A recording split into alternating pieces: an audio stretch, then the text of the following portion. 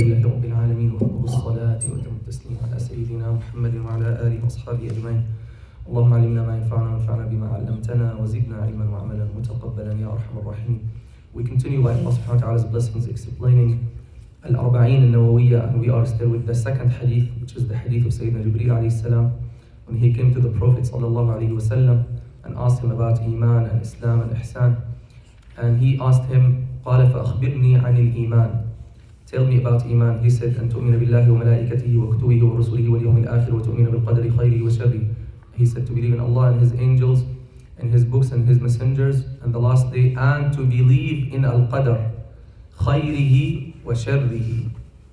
By the Qadar of Allah subhanahu wa ta'ala, we read very beautiful ayat from Surah An-Najm chapter 53 that are related to the topic, inshallah, that we're gonna finalize today.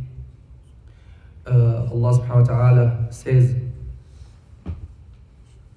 إن ربك واسع المغفرة هو أعلم بكم. Surely your Lord is infinite in forgiveness.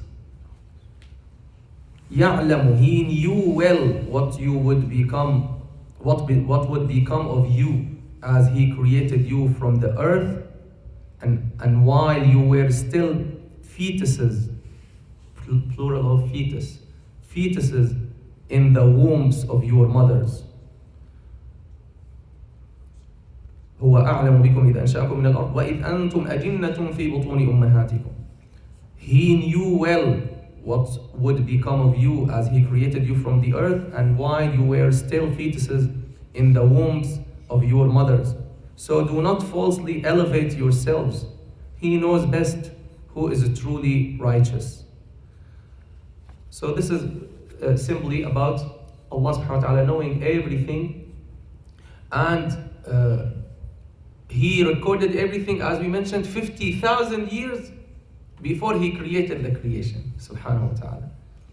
And when it comes to the fetus, our beloved told us, sallallahu alayhi wa sallam, after the 4th month, Allah sends the angel and He commands him to write the ajal of this baby, the life, how old he will be or she will be, how much life he or she will live, and the rizq, the sustenance. Your sustenance is written before you are born, and whether this person will be happy or unhappy, will be happy or miserable. So Allah subhanahu wa ta'ala commands the angels to write these things. And these things already known to Him, already written. هو أعلم بكم إذ أنشأكم من الأرض وإذ أنتم أجنة في بطون أمهاتكم. So all of this is known to Allah subhanahu wa ta'ala.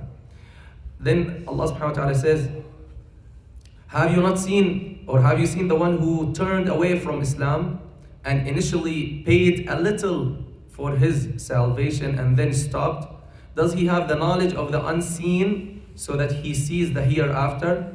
Or has he not been, and this is the point, has he not been informed of what is in the scriptures of Moses and that of Abraham, who perfectly fulfilled his covenant?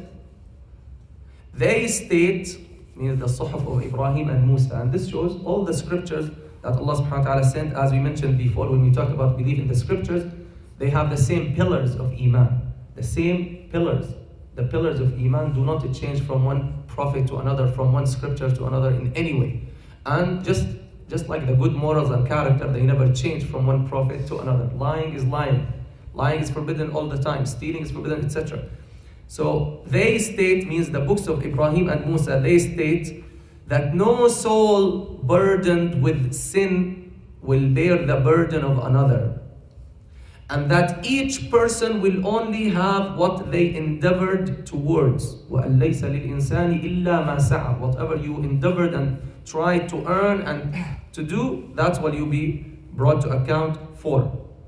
And that the outcome of their endeavors will be seen in their record. Then they will be fully rewarded or punished. And that to your Lord alone is the ultimate return of all things. وَأَنَّ إِلَىٰ رَبِّكَ الْمُنْتَهَى. If we read also the following ayat, Moreover, He is the one who brings about joy and sadness. وَأَنَّهُ هُوَ أَضْحَكَ وَأَبْكَى. It is Him who brings about joy and sadness. And He is the one who gives life and causes death. And He created you, the bears, males and females, etc., etc. So, these blessed ayat shows us that everything is created with the qadar of Allah subhanahu wa ta'ala. As Rasulullah said in the authentic hadith, كُلُّ شَيْءٍ بِقَدَرٍ. Everything is with qadar, with a specific measure. And this specific measure is known to Allah subhanahu wa ta'ala. Now there are things that are out of our control. And these things we're not responsible for, and we're not going to be brought to account for. When you're coming to the masjid and you fall, for example, Allah will not ask you why you fell the other day, right? And from the mercy and the love of Allah subhanahu wa ta'ala to His creatures, to His people, to His servants, is that He will reward you for your intentions. SubhanAllah, one of the brothers, he went to visit another brother who was sick in the hospital. He looked, he tried to find him, he couldn't find him. So he told him, Allah will want you to save this time and He will give you inshallah the full reward, because he had the full intention to go and visit this person. So that's out of His control, right? Anything that is out of your control, you're not going to be questioned for, and Allah will give you, depends on your intention. But anything that is under your control, anything that you have the choice for, you will be questioned for. Now, some people get confused about the qadar issue. Sayyidina Umar radiallahu anhu gave us, he said for us so many examples. We'll take two of his examples as we're concluding this topic, inshallah. When he was coming to Syria, Sayyidina Umar radiallahu anhu, he was coming to Sham, to Syria, Lebanon, Jordan, Palestine. This is what Sham means, Syria, Lebanon, Jordan, Palestine. He knew that there was a plague, ta'un, the plague in a place called Amwas. And this is the plague by which many of the Sahaba passed away, like Sayyidina Mu'adh, I think, and Sayyidina Abu Ubaidah radiallahu anhu. So one of the Sahaba asked him, maybe Sayyidina Abu Ubaidah, he told him, when Sayyidina Umar got to know about this plague in this place, he stopped and he moved to another place. So one of the Sahaba told him, "Oh Amir al-Mu'mineen, you're running from the qadar of Allah? Why are you running from the qadar of Allah? Why you change your mind? You don't want to enter anymore to this place. You're running from the qadar?" What did he say, radiallahu anhu? He said, "I'm running from this qadar to that qadar. I'm running from this qadar to that qadar." Because everything is by the qadar of Allah, means everything is known to Allah. And what are we required to do? We're not required to sit and stipulate and maybe this is written for me, maybe. We're required to do what? We're required to work. We're required to show actions. We're required to follow what Allah subhanahu wa ta'ala taught us, what Rasulullah sallallahu alayhi wa sallam taught us. We're required to follow the guidance. Go and work, as Rasulullah said sallallahu alayhi wa sallam to one of the Sahaba when he told them about Qadar. Then they said, then why should we work, Ya Rasulullah? He said, work. Everyone will be guided to what he's guided to. اعملوا فكل ميسر لما خلق له. اعملوا. He's saying work, sallallahu alayhi wa sallam. And we mentioned the hadith the other day, yesterday I think. احرص على ما ينفعك. He said sallallahu alayhi wa sallam in a beautiful hadith, seek that which benefits you. And seek help of Allah and don't be weak. So work and do. Another person came to him, radiallahu anhu, and he said, they brought him and he was a drunk. And he commanded them to punish him for drinking out in the public and he was seen among people, etc. So he said, Ya Amir al-Mu'minin, please let me ask you first, let me talk to you. He said, what? He said, I drank because this is my qadar. This is written for me. This is my qadar. He said, okay, I will answer you. Punish him first. When they punished him, he brought him. He said, okay, this is the qadar of that one. This punishment is the qadar for that crime or that mistake or that sin that you've made. This is the simple understanding, the great understanding of the Sahaba radiallahu anhu. Finally, just as we are commanded to do and work what we're supposed to do, and to put our trust in Allah subhanahu wa ta'ala, and with all this, with taking all precautions and doing all what we have to do, whatever the outcome is, we submit to Allah. And what do we say? If we're inflicted with a disaster, inna lillah wa inna ilayhi raji'un. What does Allah say? قُلْ لَن يُصِيبَنَا إِلَّا مَا كَتَبَ اللَّهُ لَنَا. Say, nothing will affect us except that which has been written to us by Allah subhanahu wa ta'ala. This ayah, it's very common in Syria. They hang it on the walls. I think I saw it here somewhere. قُلْ لَن يُصِيبَنَا إِلَّا مَا كَتَبَ اللَّهُ لَنَا. هُوَ مَوْلَانَا. He is our guardian. He is our protector. وَعَلَى اللَّهِ فَلْيَتَوَكَّلِ الْمُؤْمِنُونَ. And let the believers put their trust in Allah subhanahu wa ta'ala. And we know the hadith of Sayyidina Ibn Abbas when he was riding with the Prophet sallallahu alaihi wasallam, and he told him, right? And know, if the whole world gathers to harm you in something, they cannot harm you except in something that has been written. And if they want to benefit you in something, they cannot benefit you except in something that has been written. Now someone might ask, dua, why I make dua then?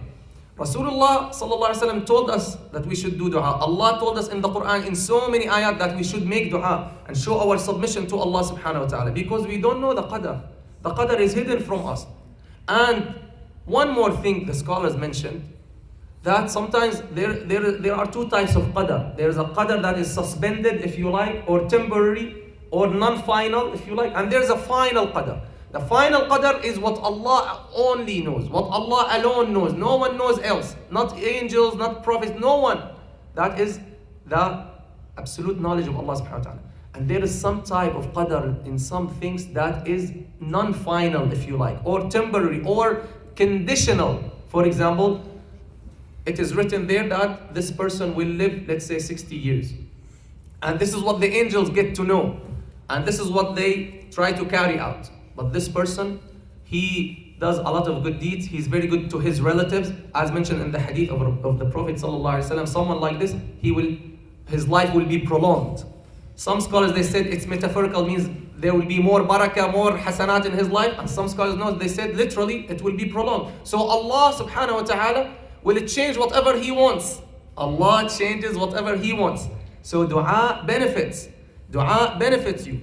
If you have a sick person, maybe it's in the qadar that if you make dua, Allah will give him shifa. If not, then will not give him shifa. And Allah already knows the final result. What will happen at the end, only Allah knows. So some of the things Allah might change. And this is in the Quran. يَمْحُ اللَّهُ مَا يَشَاءُ وَيُثْبِتُ وَعِنْدَهُ أُمُّ الْكِتَابِ. Allah erases or changes and confirms whatever He wants, subhanahu wa ta'ala. And with Him alone is the mother of the book, means the original book in which everything is recorded and nothing can change, because that is the knowledge of Allah, and the knowledge of Allah of the things never change.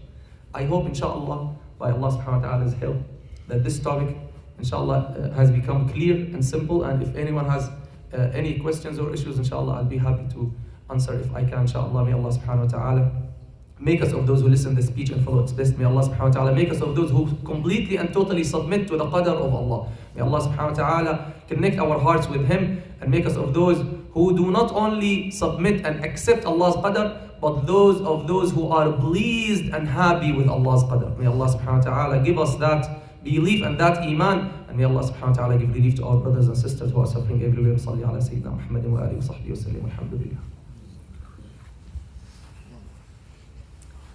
And by the way, some people, just came to mind, some people, when something happens to them, they say, by chance, this happened. And also, it's good to change this word. And instead of saying by chance, say by the qadar of Allah. That is, because that's the reality, right? There's no chance, right? It's all the qadar of Allah.